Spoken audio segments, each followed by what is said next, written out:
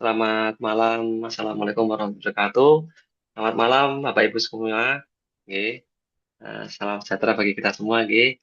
Hari ini saya akan memberikan ya sedikit materi ya mengenai pengalaman saya dalam menjadi seorang software developer ya yang kerjanya yang ngoding gitu, oke. Dan juga saya juga sendiri menjadi seorang dosen di salah satu universitas swasta di Semarang. Dan eh, keseharian saya selain menjadi seorang software developer, yang saya juga mengajar mahasiswa-mahasiswa dalam bidang pembuatan aplikasi, pembuatan software, dan lain sebagainya. Oke, sebelumnya saya akan share screen dulu, oke.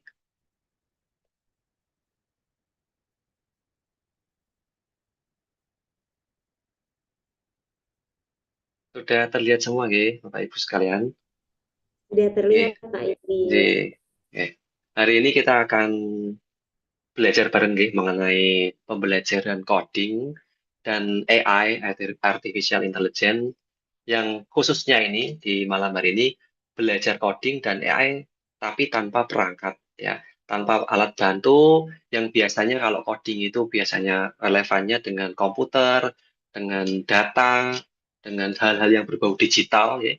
Kemudian juga sekarang eranya AI di mana kita mau tidak mau ya, mau tidak mau semua pekerjaan kita biar pekerjaan itu selesai dengan cepat, selesai dengan efektif dan efisien, ya kita mau tidak mau yang menggunakan yang namanya artificial intelligence atau kecerdasan buatan ini. Hari ini kita akan mengupas ya, mulai dari coding itu apa, kemudian mengenai AI atau artificial intelligence itu seperti apa, bagaimana cara kerjanya, dan juga bisakah coding ini dikerjakan ya tanpa kita memiliki alat bantu seperti komputer, gadget ya, dan itu dilakukan secara manual ya. Dan nantinya pembelajaran ini bisa diterapkan ke siswa-siswa, mungkin di Bapak Ibu sekalian, mengenalkan bagaimana coding itu bekerja dan bagaimana AI ini nanti akan bisa disampaikan agar lebih paham kepada peserta didiknya. Oke, hari ini saya akan membagi 5 poin dalam materi saya. Yang pertama, yang tentunya mengenai apa itu coding, ya. Mungkin Bapak Ibu sudah pernah nih mendengar apa itu coding. Orang itu kerjanya ngoding. Coding itu membuat software, ya.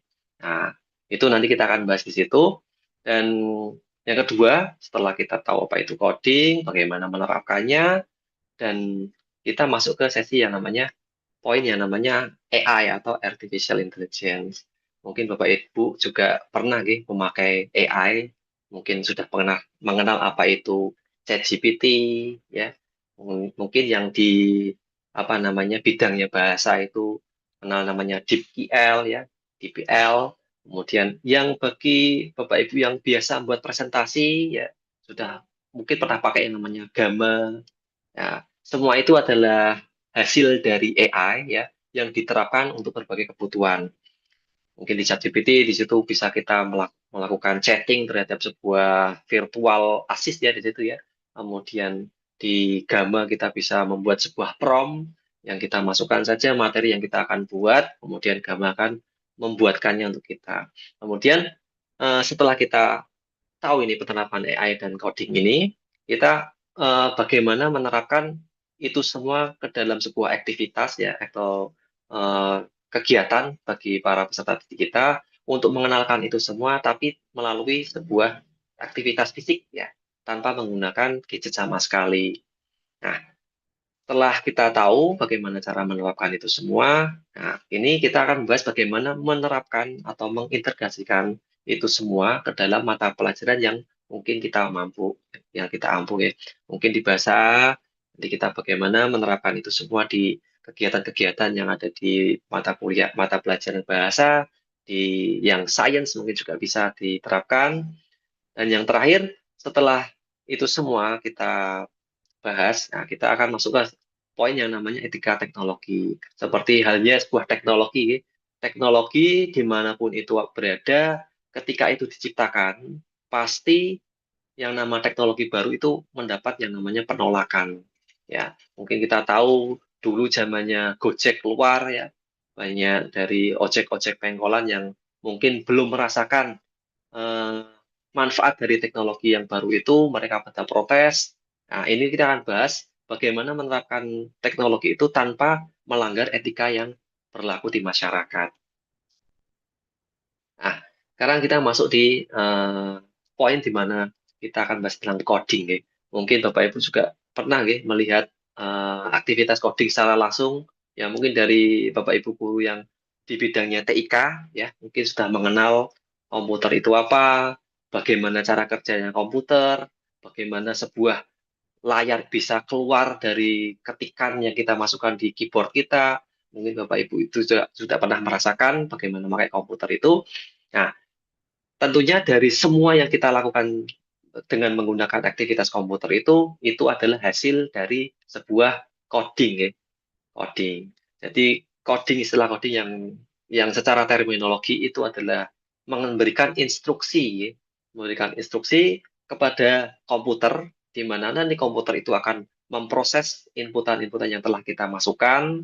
Nah, kemudian dia melakukan tugasnya sebagai komputer, dia menghitung, mencatat, kemudian dia akan mengeluarkan output yang kita inginkan ya. Contohnya kita eh, membuat sebuah jurnal dengan menggunakan Microsoft Word.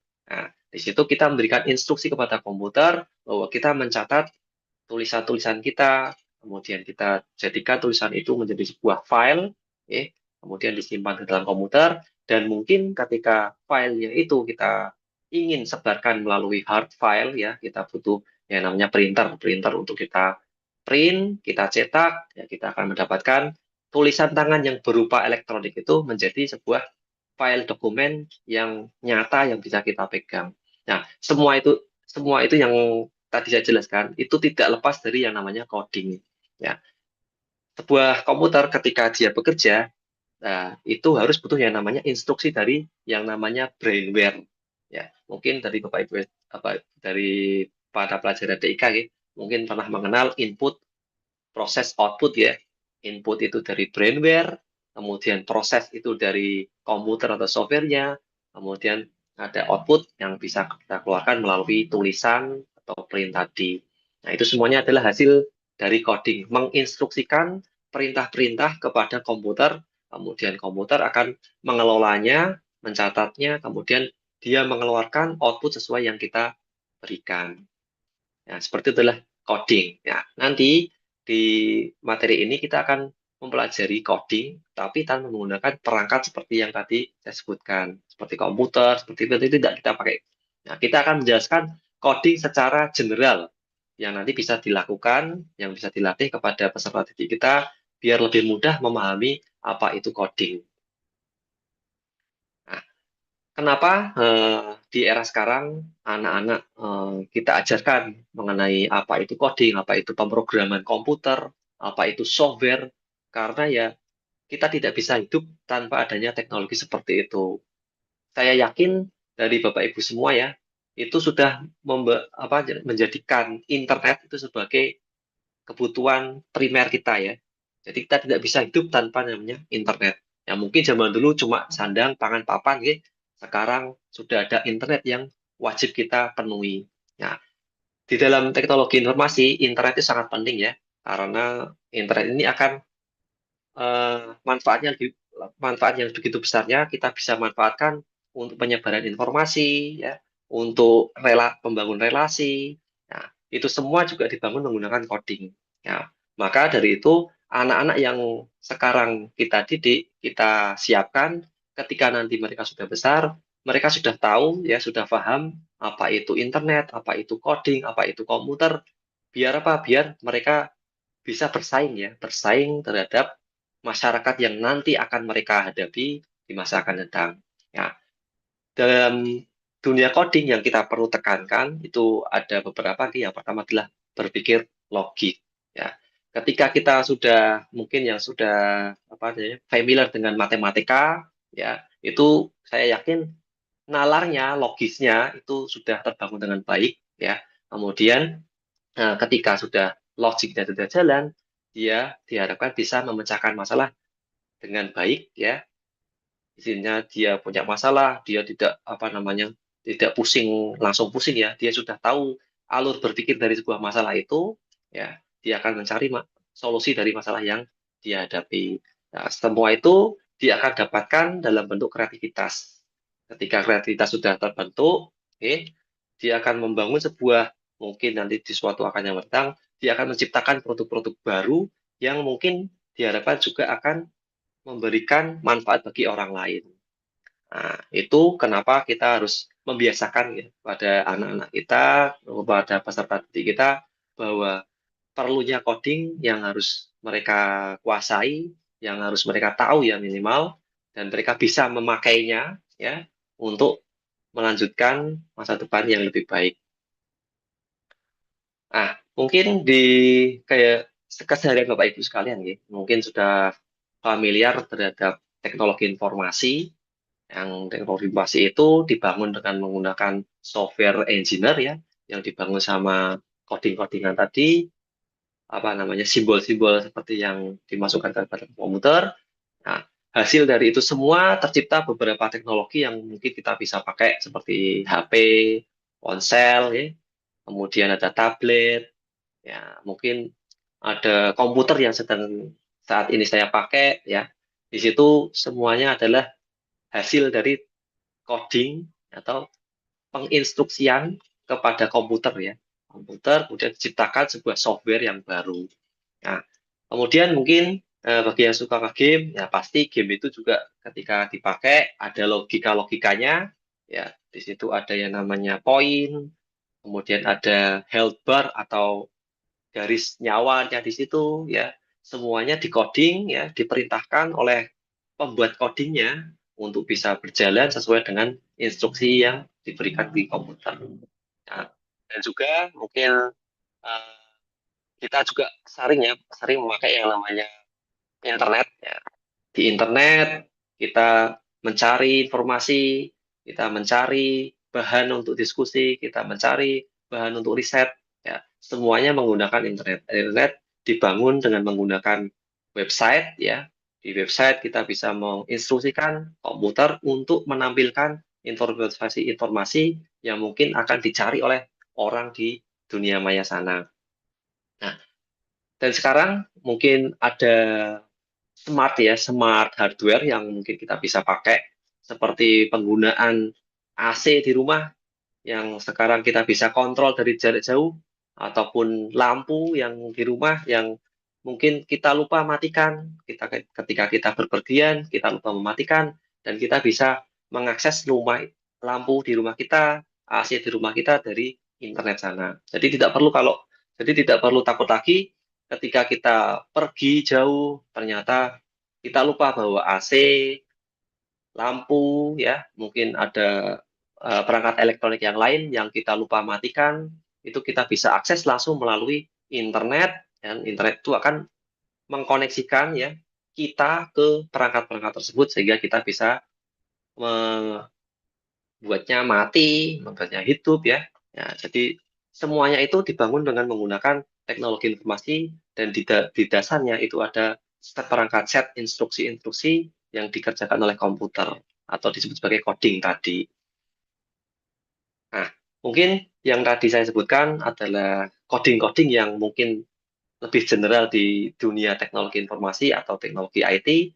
Nah, sekarang kita bagaimana menerapkan coding itu tanpa menggunakan teknologi informasi tadi, tanpa menggunakan gadget tadi, tanpa menggunakan komputer tadi. Ya, kita akan menjelaskan coding kepada anak yang mungkin belum saatnya memegang HP, belum saatnya memegang komputer, tapi kita ingin menjelaskan bagaimana coding itu bekerja, instruksi itu bekerja, sehingga nanti ketika mereka sudah dewasa, mereka lebih mudah mencerna bagaimana sebuah komputer, sebuah gadget, sebuah perangkat-perangkat yang mereka akan pakai di saat mereka sudah besar nanti, dan mereka bisa menggunakannya dengan lebih bijak. Nah, mungkin di sini kita bisa menganalogikan ya, coding itu dengan instruksi yang kita pakai dengan menggunakan kertas atau pensil. Nah, di sini coding yang tadi saya sebutkan adalah instruksi yang diberikan kepada komputer. Nah, Di sini instruksi-instruksi yang biasanya dikodingkan dengan menggunakan bahasa pemrograman, kita ganti dengan menggunakan alat-alat yang mungkin ada di samping-samping kita nih. Ada kertas, ada pensil.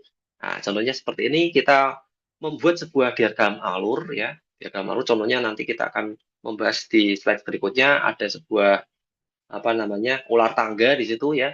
Di ular tangga ada sebuah diagram alur dan kemudian ada instruksi-instruksi yang nanti kita akan berikan dalam permainan diagram apa ular tangga nanti, dan nanti setiap peserta itu diibaratkan menjadi programmernya atau orang yang memberikan coding, dan peserta lain itu menjadi seorang agennya atau menjadi sebuah komputernya seperti itu. Nah, di sini kita tekankan bagaimana kita membangun codingan tadi dalam berupa diagram alur, kemudian dari diagram alur tadi dibentuk sebuah algoritma ya, karena basis dari pemrograman itu adalah algoritma, dan kemudian dari algoritma itu diterapkan dalam sebuah logika bahasa. Nah, seperti ini ya. Mungkin yang kita bisa contohkan kepada peserta didik kita ketika kita membahas apa itu coding, yang tanpa menggunakan gadget sama sekali, kita bisa menganalogikan seperti sebuah labirin instruksi seperti ini. Jadi, nanti mungkin bisa diterapkan di kelasnya Bapak Ibu sekalian, bisa dibuat skenario seperti ini.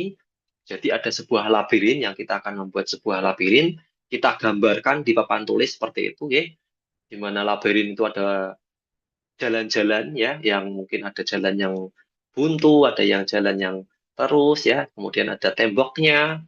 Nah, ada peserta, mungkin jadi sebuah kelas ada 20 peserta, 10 orang itu akan menjadi programmernya atau orang yang akan memberikan instruksi, ya, kemudian 10 peserta lain itu bisa menjadi agentnya atau komputernya, di mana nanti dia akan mengikuti instruksi yang diberikan oleh 10 peserta yang pertama tadi. Ya, nanti ketika peserta yang dianggap sebagai programmernya itu menginstruksikan maju langkah 2 langkah ke depan, ya berarti yang menjadi sebagai agent atau 10 peserta tadi yang dianggap sebagai komputernya, dia akan mengikuti instruksi dari kelompok yang pertama tadi. Dia akan maju, maju 2 langkah, ya kemudian ada instruksi lagi belok kanan, berarti harus belok kanan, ya sesuai dengan instruksi yang diberikan.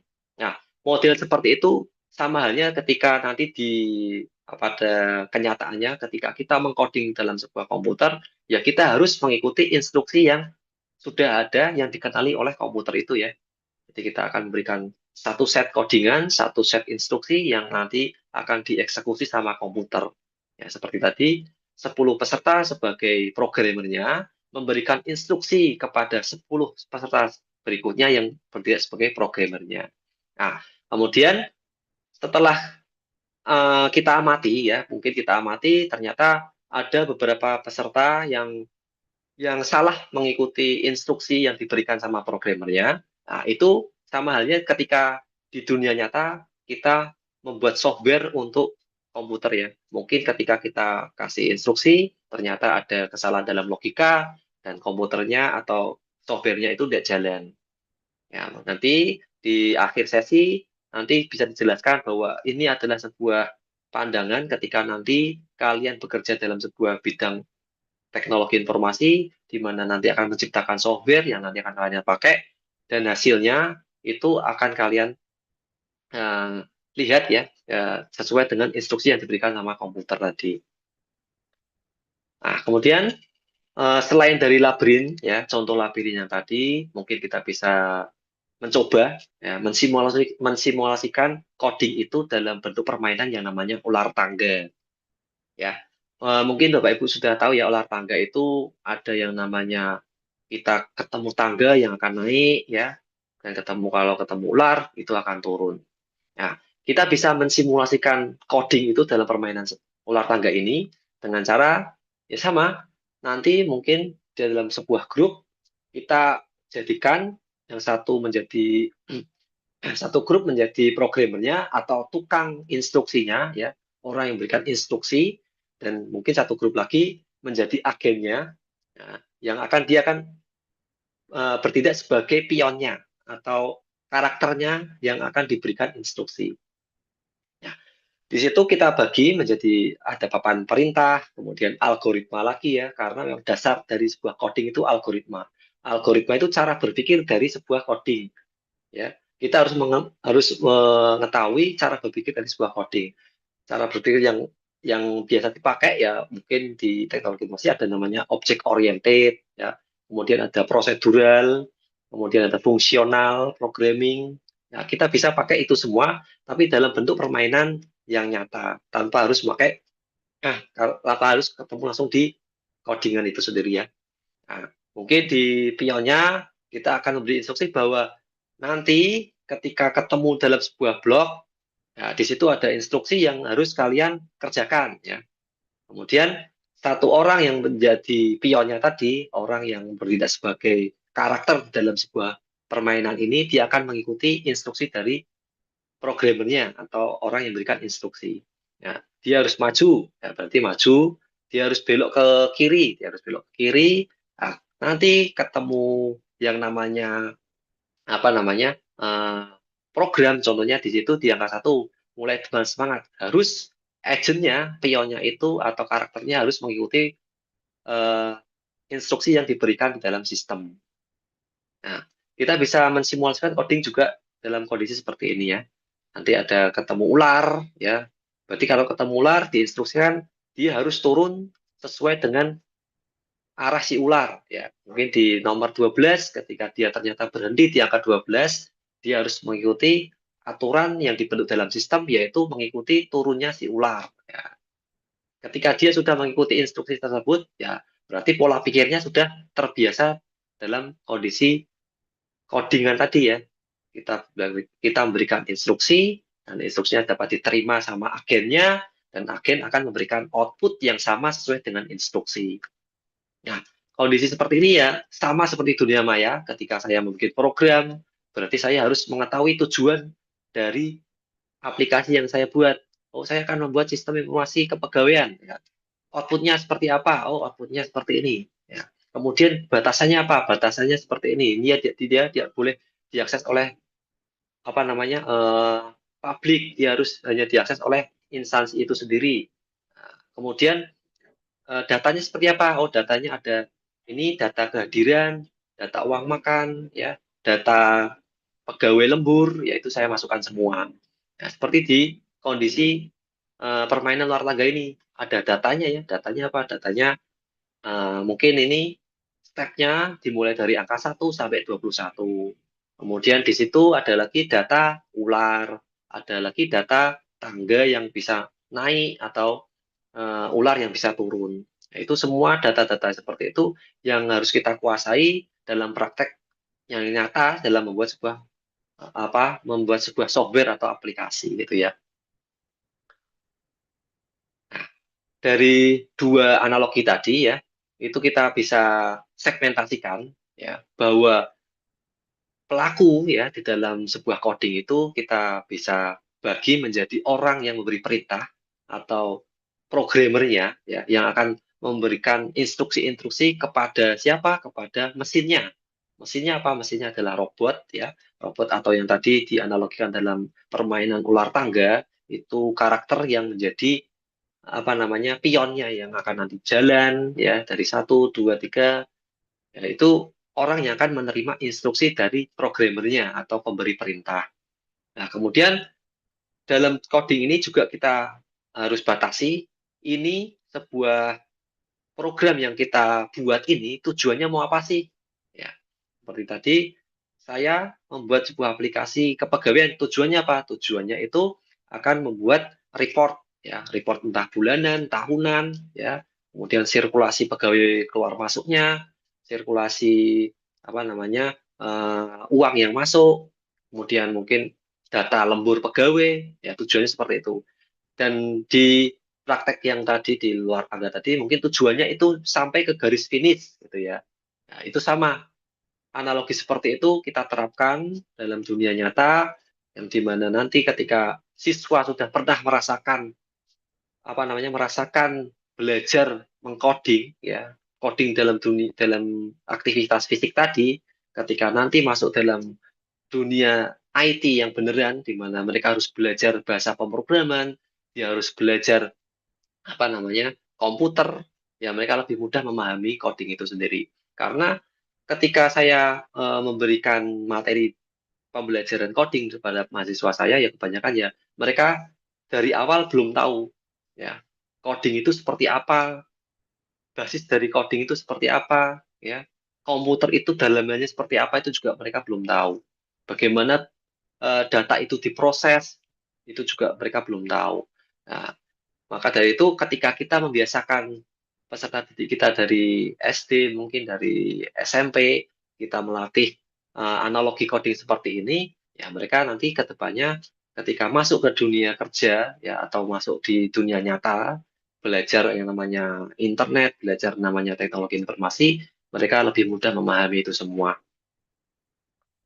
Nah, kemudian mungkin ini beberapa contoh ya yang bisa diajarkan kepada mungkin Bapak Ibu yang masih mengajarkan di anak usia dini ya.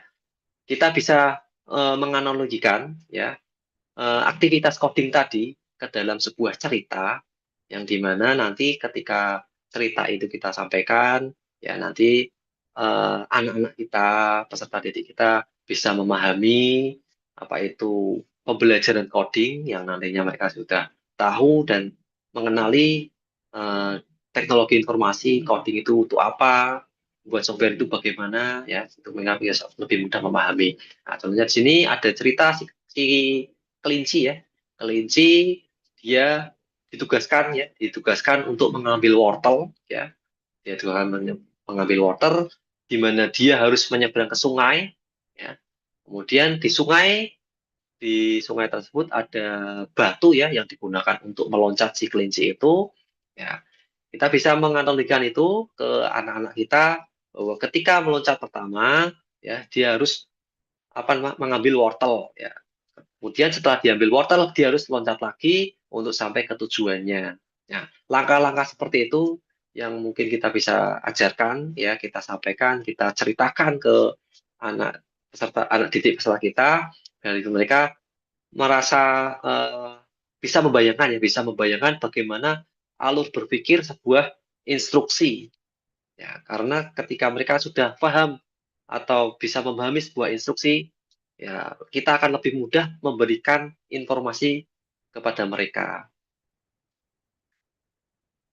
Nah, kemudian setelah kita tahu coding itu apa, ya kita tahu bahwa coding itu memberikan instruksi, intinya memberikan instruksi kepada komputer, kepada orang yang akan menerima instruksi. Ya, sekarang kita masuk ke ranahnya AI atau kecerdasan buatan. Artificial intelligence atau kecerdasan buatan, di sini itu kita ibaratkan bahwa kita itu sudah berhasil mengajari komputer, jadi gitu. Kita sudah berhasil mengajari komputer untuk apa? Untuk nanti ketika kita punya tugas lagi yang sama di masa yang akan depan, kita tinggal ngomong aja ke komputer, komputer saya butuh ini. Kemudian komputer tanpa harus diberi instruksi lagi, ya dia bisa berpikir, ya dia bisa memecahkan masalahnya sendiri, ya kemudian dia akan memberikan output yang seperti kita harapkan. Ya, ininya seperti itu. Jadi, setelah kita susah payah coding, ya, memberikan instruksi-instruksi tadi, ya, mengajarkan komputer bahwa instruksi ini harus dikerjakan, instruksi ini harus dikerjakan, outputnya harus seperti ini. Nah, kemudian setelah kita mengajarkan komputer seperti itu, next-nya, ya, langkah selanjutnya, nanti komputer ini akan lebih pintar ya, lebih pintar dengan menguasai instruksi tadi. Ya, nanti kita bisa memberikan instruksi lagi di masa yang akan datang. Itu tidak perlu dimulai dari awal. Ya, dia sudah biasa, ya sudah pernah mengalami itu semua. Ya, dia akan mengambil apa namanya informasi yang dulu pernah diajarkan sama programmernya atau pemberi instruksinya. Kemudian dia akan mengeluarkan output yang mungkin zaman dulu relevan dan sekarang mungkin juga relevan seperti itu. Nah, mungkin di dunia sehari-hari ya Bapak Ibu udah memakai AI ya, ya mungkin dalam bentuk asisten suara yang memakai apa namanya Google itu ada Google Assistant, kalau yang pakai Apple itu ada Siri ya. Di situ kita juga eh, itu ya apa namanya mengetahui bahwa itu semua adalah hasil dari AI atau kecerdasan buatan. Kita bisa ngomong seolah-olah dia itu manusia. Dia bisa mencerna apa yang kita omongkan dan dia bisa memberikan feedback sesuai yang mungkin kita diskusikan terhadap si komputer itu. Nah, kemudian di ranah hiburan ya, mungkin Bapak Ibu sudah pakai yang namanya Netflix ya, eh, atau mungkin Video Prime ya. Di situ ada AI-nya yang dimana ketika kita sering nonton drakor ya mungkin ada drama Korea ya nanti si Netflix tahu bahwa pemilik akun ini sukanya drama Korea. Jadi setelah selesai nonton drama Korea dia akan diberikan film-film lain yang sejenis ya sejenis mungkin dari ini sukanya suka ternyata drama Korea yang tentang genre komedi ya nanti dia akan diberikan rekomendasi film yang sama seperti sebelumnya. Nah kemudian eh, Bapak Ibu yang mungkin dari bahasa sudah tahu ada namanya DeepL ya. DeepL itu software AI yang kita gunakan untuk mentranslasi bahasa. Ya, mungkin Bapak Ibu yang sudah pernah pakai ya, mungkin bisa apa namanya lebih lebih pintar dari saya karena saya jarang juga pakai AI di DeepL ini. DeepL itu ya, kalau Bapak Ibu yang belum tahu ya, kalau ingin mentranslasi konten berita atau jurnal yang nanti akan diterjemahkan ke bahasa Inggris, ya itu bisa pakai DeepL. Itu ada versi gratisnya dan ada versi berbayarnya. Dan juga ada game-game yang apa namanya yang sudah ada AI-nya di situ, ya, di mana gamenya nanti akan mengikuti tingkat kesulitan dari pemakainya atau usernya. Oh, ternyata di level ini dia tidak bisa, berarti kemampuannya hanya sebatas ini. Maka diberikan game game atau level yang mungkin tidak jauh berbeda dengan level sebelumnya. Dia akan berpikir agar pemakai gamenya itu nyaman ya, tidak merasa kesulitan ya, dan lebih lebih mudah memakai game itu. Nah, kemudian mungkin kita di rumah ya, kita sudah pernah pakai yang namanya tadi asisten pintar ya di AC kita, di lampu rumah kita yang kita tambahkan sensor yang kita bisa akses dari luar ya, dari luar kota. Kita lupa matikan komputer, kita bisa mengakses komputer itu dari luar kota ya. Kemudian di sekolah tentunya Bapak Ibu juga menggunakan komputer ya dalam menyampaikan informasi, menyampaikan materi kepada peserta didik. Nah, di situ juga mungkin pernah memakai AI-nya ya. Kalau Bapak Ibu yang mungkin belum tahu bagaimana cara membuat presentasi ya, membuat file PDF apa PowerPoint ya, itu bisa pakai AI di situ. Yang biasa saya pakai itu ada AI yang namanya Gamma ya. Mungkin Bapak Ibu bisa bisa pakai itu. Kita bisa memberikan instruksi di situ, buatkan tema mengenai pembelajaran berbasis AI ya untuk mata pelajaran bahasa Indonesia ya. Nanti di Gamma ya dia akan memahami instruksi itu ya. Kemudian akan diciptakan slideshow di mana kita nanti bisa mengedit mungkin ini ada yang kurang bagus, ini yang kurang kontennya kita bisa tambahkan di situ. Nah, kemudian AI dalam game juga banyak, mungkin yang pernah pakai tadi, ya, game-game yang ada levelingnya, ya, levelnya mungkin ini terlalu sulit, ya ternyata, wah level ini tidak bisa saya selesaikan. Ya, AI di dalam game akan memberikan rekomendasi daripada kita masuk ke level ini, kita lebih baik menyelesaikan level ini dulu. Agar apa? Agar ketika kita selesai di level ini, kita lebih mudah menyelesaikan di level yang tadi sulit tadi. Nah, contoh dalam pembelajaran matematika yang bisa mungkin diterapkan dalam kelasnya Bapak Ibu sekalian ya. Nah, di matematika kita mungkin tidak lepas dari yang namanya angka-angka ya, kemudian simbol-simbol ya. Itu kita bisa terapkan AI ini ya untuk apa ya? Memudahkan kita ya dalam mentransfer ilmu ke peserta didik kita. Ya, kita bisa mengatakan ke ChatGPT tolong selesaikan rumus integral atau rumus pencacahan ini secara step by step ya. Kita bisa instruksikan itu ke ChatGPT, kemudian peserta didik kita bisa melihat secara langsung bagaimana sebuah soal itu diselesaikan dengan menggunakan AI, gitu ya. Jadi AI itu ya kalau kita tidak pakai ya ininya seperti itu ya pisau bermata dua ya. Itu bisa membunuh kita atau itu bisa membantu kita. Kalau kita tidak apa namanya bijak dalam menggunakan teknologi itu ya nanti kita akan kalah ya. Kita akan kalah, kita akan mati terhadap teknologi itu. Nah, kemudian di mata pelajaran bahasa Indonesia, mungkin dari Bapak Ibu yang di bidangnya adalah bahasa, ya ini bisa pakai AI. Yang pertama mungkin di penerjemah otomatis, seperti yang tadi saya sebutkan, ada software yang namanya DeepL ya. DeepL itu kita bisa masukkan jurnal di situ, kemudian kita instruksikan saja ke AI-nya untuk mentranslate jurnal itu. Ya kayak Google Translate lah, tapi lebih bagus. Saya lebih suka pakai DeepL. Ya, di sana juga bisa mengkoreksi tata bahasa yang mungkin ini salah ya, ini kurang proper di dalam jurnal itu. Kita bisa mengkoreksi, kita menginstruksikan ke AI bahwa ini salah, tolong diperbarui. Ya, nanti akan dikoreksi sama AI-nya. Nah, kemudian bisa juga menganalisis teksnya. Mungkin teksnya di sini kurang banyak ya. Teksnya kurang banyak, tolong tambahkan teksnya agar lebih banyak ya. Atau ini huruf-huruf ini harus harus memiliki komposisi yang sama. Nah, itu bisa kita instruksikan kepada AI-nya.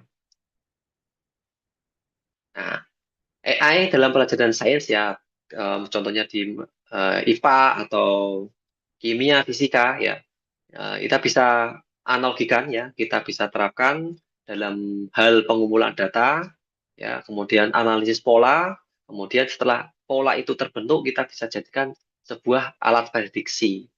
Dan setelah prediksi itu jalan, ya ternyata prediksinya benar.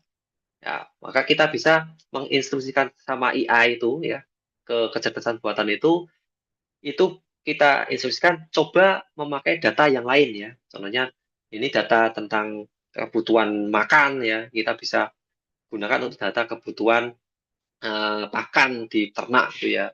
Nah, itu bisa juga di dalam penggunaan di bidang sains. Nah, ini ya sistem rekomendasi sederhana yang mungkin bisa di apa namanya disimulasikan terhadap kelas Bapak Ibu sekalian ya. Ya, bagaimana sebuah AI itu bekerja. Kalau yang ular tangga tadi itu menganalogikan sebuah coding.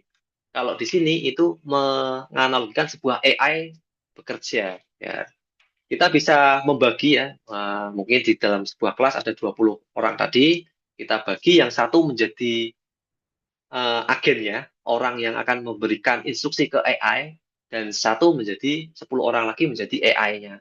Nah, di 10 orang itu, nah, dia kita akan memberikan sebuah satu set benda, ya mungkin ada buah, ada hewan, ada warna, ada mainan. Ya, nanti 10 orang sebagai agennya yang akan memberikan instruksi kepada AI, dia memilih item yang dia sukai. Ya, contohnya dia akan memilih apel sama jeruk. Ya, otomatis ketika si AI melihat data itu, ya dia akan merekomendasikan buah pisang karena dia tahu bahwa yang dia sukai adalah buah. Ya, nah, otomatis AI-nya atau nanti 10 orang itu yang sebagai AI-nya dia bisa memberikan rekomendasi gambar pisang. Nah, itu bisa menjelaskan bagaimana AI itu bekerja. Karena apa? Karena dia melihat pola, pola yang diambil oleh sama agennya atau penginstruksinya. Dia mengambil apel sama jeruk, oh berarti dia sukanya pisang, ini dikasih pisang. Ya, kalau AI-nya salah, ya mungkin ketika dia melihat apel sama jeruk, dia malah memberikan warna merah, ya, berarti dia tidak relevan terhadap instruksi yang diberikan sama agennya tadi. Nah, itu permodelan yang mungkin bisa kita uh, terapkan di aktivitas di kelas Bapak Ibu kalian, ya. Bagaimana AI itu bekerja, bagaimana AI itu memberikan output, ya. Nah, nah ini uh, dalam AI itu ya, dalam AI itu juga ada atau bekerja yang namanya algoritma. Algoritma itu satu set instruksi ya bagaimana si AI itu bekerja. Yang pertama yang pasti disiapkan dulu ya. Contohnya kita akan membuat sebuah apa namanya kotak-kotak ya, kotak-kotak ya, di mana nanti setiap kotak itu akan di apa namanya akan setiap siswa akan berdiri di situ ya. Kemudian ada yang namanya instruksi. Yang pertama ada instruksi putar kanan, ada instruksi putar kiri, ada instruksi lompat, ada instruksi jongkok ya. Kemudian orang yang akan memberikan instruksi itu ya dia akan mengatakan kepada siswa atau peserta yang berdiri di atas kotak-kotak itu untuk putar kiri. Berarti orang itu harus putar kiri itu. Nah, kemudian setelah aktivitas itu selesai ya, ya ini ada yang namanya debugging atau kita mereview aktivitas tadi apakah ada kesalahan apa enggak. Ya ini seperti di dunia nyata ya. Ketika saya ngoding pun, ketika nanti selesai codingan saya uji coba, ya ternyata ada kesalahan ini. Oh ternyata tombol submitnya macet, tidak bisa jalan. Ya ini harus saya perbaiki nih. Yang salah di mana langkahnya? Oh yang salah langkahnya di step ini. Ya seperti tadi, ketika kita bekerja atau kita melakukan aktivitas fisik tadi ya, kita harus lompat, kita harus putar kanan, kita harus putar kiri. Ternyata ketika sang pemberi instruksi memberikan instruksi kepada agentnya ya, ya orang yang akan bertindak sebagai AI-nya itu, ketika dia salah menerima instruksi, yang pasti otomatis program itu tidak akan kerja, ya. Hasil outputnya juga tidak akan sesuai dengan yang diharapkan. Ya. Jadi tahapan-tahapan seperti itu sama seperti bagaimana sebuah komputer itu diprogram untuk menciptakan software, untuk menciptakan AI tadi, ya itu seperti halnya kita menginstruksikan sebuah objek yang kayak kita putar kanan, putar kiri, lompat dan jongkok. Nah, dari itu semua ya, ya saya yakin ketika nanti anak didik kita sudah terbiasa dengan aktivitas-aktivitas coding tadi, kemudian sudah terbiasa dengan aktivitas AI tadi, ya saya yakin nanti ketika mereka dewasa nanti ya melihat di sekitar mereka ya, dilihat di sekitar mereka ya nanti ya mereka bisa tahu bagaimana AI itu bekerja ya. Contohnya ini ya, ada sebuah robot cerdas di taman. Mungkin nanti suatu saat ada robot yang bisa apa namanya mendeteksi cuaca gitu ya. Nah, dia bisa melihat ini robotnya. Oh, ternyata cuaca mendung, ya, tanaman layu, ya. Kemudian ada selang air di dekat robot itu. Kemudian si robot itu bisa berpikir ya, berpikir bahwa oh ternyata ini mau hujan dan tanaman layu, ya. Otomatis wah ternyata ini mau hujan butuh air ini ya ya harus disiram atau menunggu sampai hujan. Nah itu mungkin semua bisa disampaikan ke anak-anak ya atau peserta didik biar mereka bisa paham ya paham tentang apa itu teknologi informasi, apa itu sebuah coding ya, bagaimana coding itu diterapkan, bagaimana coding itu bisa menciptakan sesuatu, menciptakan software. Ya, kemudian di era sekarang, di mana semuanya itu berbasis AI, kita membuat program dengan menggunakan AI, kita membuat presentasi dengan menggunakan AI, kita membuat apa namanya translasi dokumen dengan menggunakan AI, ya itu semuanya dalam hal meringankan pekerjaan dari kita ya sebagai manusia ya, karena dengan hadirnya teknologi ya pasti akan digunakan untuk membantu kita. Nah, ini mungkin dasar-dasar dari program ya. Ada if, ada else, ada loop. Ya, ini bisa dikerjakan dalam aktivitas coding tadi ya. Ya, contohnya if ketemu ular ya, berarti dia harus turun. Ya. If ketemu tangga, oh, berarti dia harus maju. Ya. Terusnya ada else. Else itu antinya if ya. Jika ya, maka ini. Kalau tidak, ya maka ini. Kalau tidak ketemu tangga, berarti dia akan terus. Ya. Kalau tidak ketemu ular, ya berarti dia akan terus. Ya.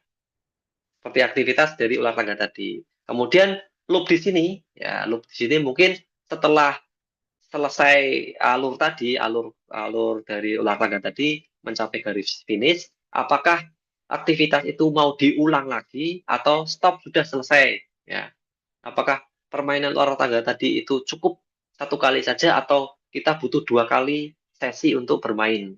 Nah, ini dimodelkan dalam sebuah loop atau perulangan. Ya, di coding pun juga sama. Ketika saya membuat coding, membuat software, ya nanti ketemunya ini. Kita ketemu if, ya, jika ini maka ini, jika tidak ini maka tidak ini. Dan kemudian ketika ketemu data yang banyak, maka saya akan melakukan perulangan atau looping atau iterasi ya, sehingga data itu saya olah sebagaimana mestinya dan didapatkan hasil yang sesuai dengan harapan dari usernya. Nah, itu semua dibentuk dengan aktivitas coding juga ya. Nah, kalau sudah terbiasa, nanti ketika masuk dalam aktivitas coding beneran di dalam dunia komputer, ya nanti siswa-siswa atau peserta didik itu akan lebih mudah memahaminya.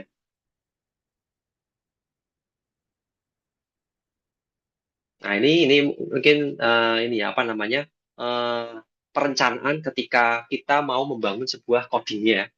Kita merencanakan sesuatu dulu ya, merencanakan ini mau buat apa sih sebenarnya, ya, tujuannya apa, batasannya seperti apa, ya, usernya seperti apa, hasil outputnya seperti apa, nanti mau dipasang di mana, ya itu semua adalah perencanaan sebelum kita masuk ke tahapan coding, ya.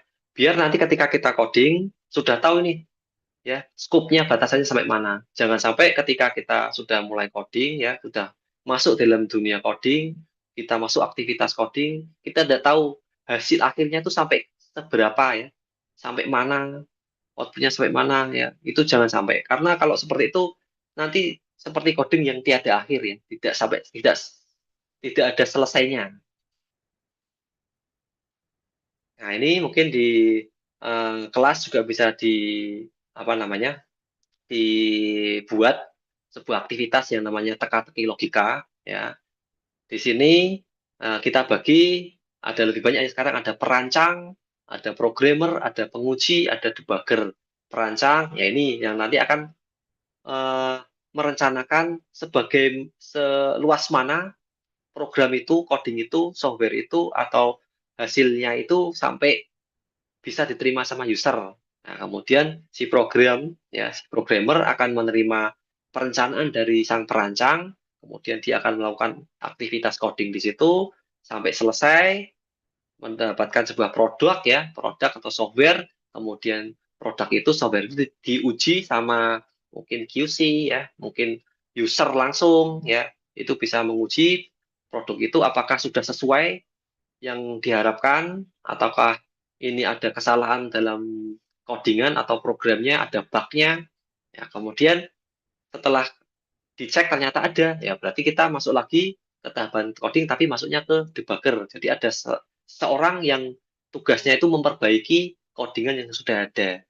Ya, setelah diperbaiki, ternyata sudah apa namanya proper terhadap kebutuhan si user, ya dikembalikan lagi ke user. Ya, ini bisa apa namanya diterapkan di tempat Bapak Ibu sekalian di dalam sebuah kelas. Bagi ini ada yang menjadi perancangnya, ada yang menjadi programmernya atau pemberi instruksinya, ya. Kemudian ada yang mencoba menguji apakah ini sistem ini akan berhasil atau tidak. Kemudian ada satu orang lagi yang tugasnya nanti akan mencari ya kesalahan-kesalahan dalam codingan tadi, aktivitas fisik tadi. Oh, ternyata di luar tangga, ternyata ularnya kurang banyak, ya harus dibanyakin ularnya. Atau tangganya kurang banyak, biar ini aktivitasnya cepat selesai. Seperti itu. Nah, eh, kalau itu semua sudah difahami sama peserta didik kita ya, ya diharapkan nanti ketika nanti mereka dewasa, ya mereka lebih mudah eh, menerima teknologi apapun yang nanti suatu saat mereka akan hadapi, ya mereka bisa menerima dan mereka juga bisa memakainya.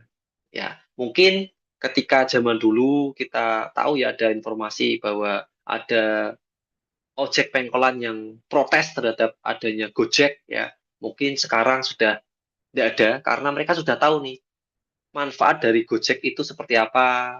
Mereka bisa mengambil manfaat-manfaat atau kelebihan-kelebihan yang ditawarkan sama si Gojek. Ya, jadi memang pada dasarnya ketika ada sebuah teknologi yang hadir dalam sebuah masyarakat atau society, pasti ada yang namanya penolakan terhadap teknologi itu. Ya, mereka pasti merasa, wah ini akan mengusik kita ini akan mencoba mengganggu kita ini, pasti ada. Tapi kita kembali lagi bahwa adanya teknologi itu pasti digunakan untuk mempermudah aktivitas manusia. Ya, ya, sebisa mungkin nanti ketika anak didik kita, peserta didik kita sudah terbiasa terhadap adanya teknologi informasi, sudah terbiasa terhadap coding itu apa, sudah terbiasa diberikan instruksi yang nyata terhadap aktivitas mereka, ya nanti ketika masuk di society atau masyarakat, mereka lebih mudah mencerna, mengambil apa namanya kebijakan dalam teknologi yang mereka akan pakai. Ah, seperti itu. Eh, saya tekankan lagi bahwa teknologi yang kita hadapi sekarang itu sudah sangat maju sekali ya. Saya sendiri dulu waktu belajar program atau membuat program di tahun 2010 itu eh, teknologinya sangat terbatas ya. Saya membuat program itu sampai bertahun-tahun zaman dulu. Sedangkan sekarang dengan adanya AI, dengan adanya apa namanya kecerdasan buatan tadi, itu membuat sebuah software itu sangat cepat. Ya, itu kalau saya menolak hadirnya AI, ya saya akan kalah terhadap persaingan atau kompetisi yang ada di dunia ini. Ya, berarti saya mengambil kebijakan bahwa wah saya harus pakai teknologi ini, saya harus memakai AI ini untuk harapan apa? Untuk mempermudah saya bekerja, ya, menciptakan sesuatu yang kemudian bisa bermanfaat bagi masyarakat.